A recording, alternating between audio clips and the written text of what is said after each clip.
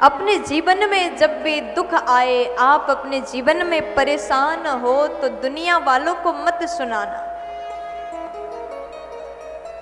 कई लोगों का आदत होता है अपने जीवन की कहानी, अपने जीवन का दुख दूसरों को सुना करके रोने लग जाते हैं। देखिए, अगर आप अपने दुख दूसरों को सुना दोगे तो क्या आपका दुख नाश हो जाएगा? होगा क्या? नहीं होगा। ये बात आप जानते हैं, लेकिन फिर भी सुनाते हैं। आप रोगे तो जो सुनने वाला होगा थोड़ी देर के लिए हाँ जी करेगा, आपके साथ में थोड़ा सा दुखी भी हो जाएगा, थोड़ा सा रो भी देगा, लेकिन बाद में जाकर के आपका मजाक उड़ाया जाता है। इसलिए अपनी कहानी, अपना दुख किसी और को मत सुनाओ।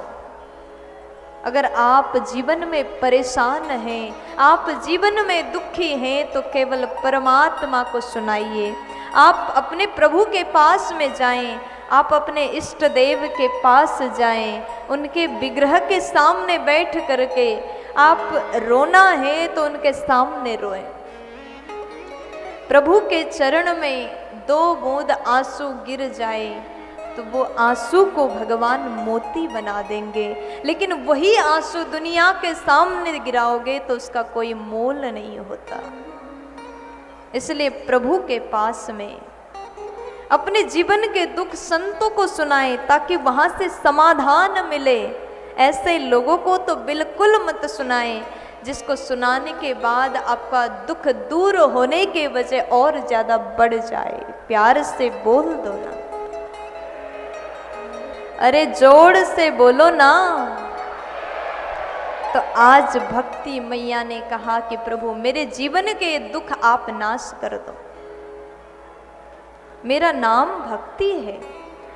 अहम भक्ति रीति ख्याता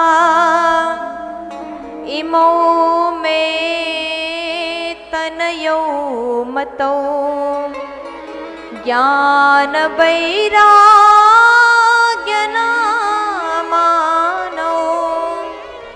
काल योगे नजर जरो। मैं भक्ति हूँ और ये जो 2 वृद्ध पुरुष लेटे हुए मूर्छित अवस्था में हैं, ये मेरे अपने स्वयं के पुत्र हैं।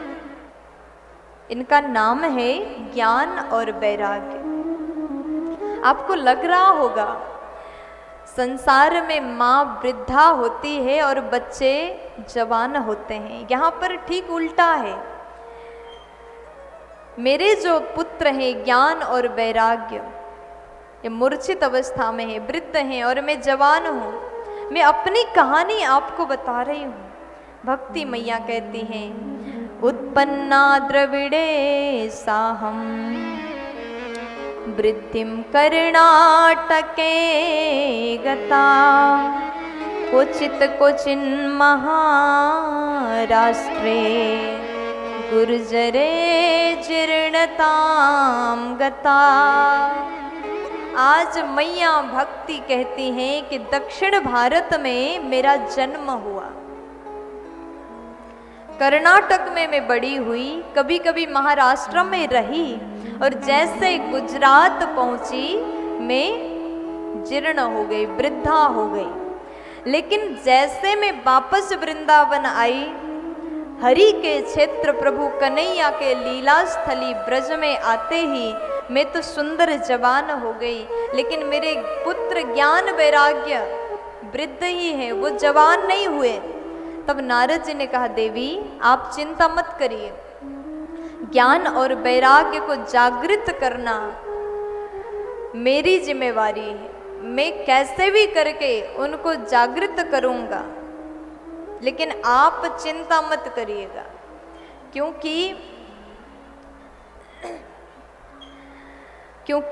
आपके दुख में समझ चुका हूं। आप ब्रज में आते ही सुंदर हो गए, इसका कारण क्या है जानती हैं?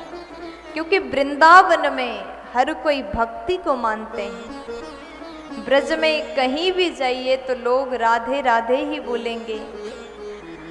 आज भी वृंदावन में भक्ति जवान है, आज भी वृंदावन में हर कोई राधा नाम में झूमता है।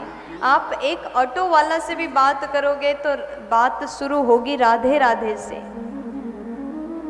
इसलिए ब्रज में भक्ति जवान है, वहाँ भक्ति की महत्व है, लेकिन वृंदावन में ज्ञान और वैराग्य का कोई स्थान नहीं।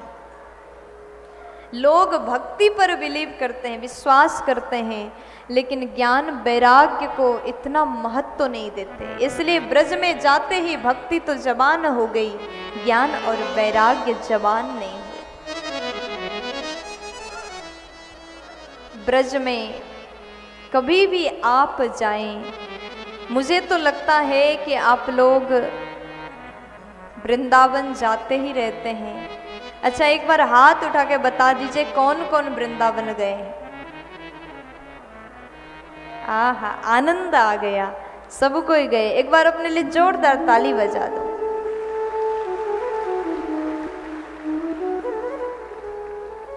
वृंदावन धाम की महिमा है।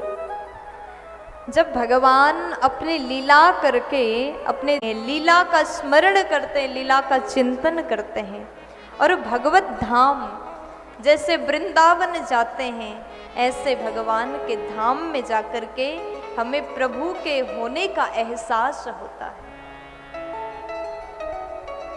वृंदावन कोई घूमने वाला जगह नहीं।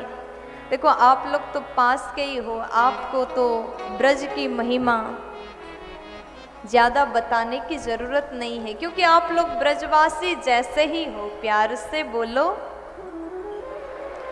वृंदावन में जो माहौल है, जिस प्रकार भक्ति का वातावरण है, वो भक्ति ग्वालियर में भी मुझे दिख रहा है। प्यार से बोल दीजिए ना, जोर से बोलो ना। कभी भी समय मिले तो आप कहीं और मत जाना। 2 दिन की भी अगर छुट्टी मिले तो वृंदावन चले जाना।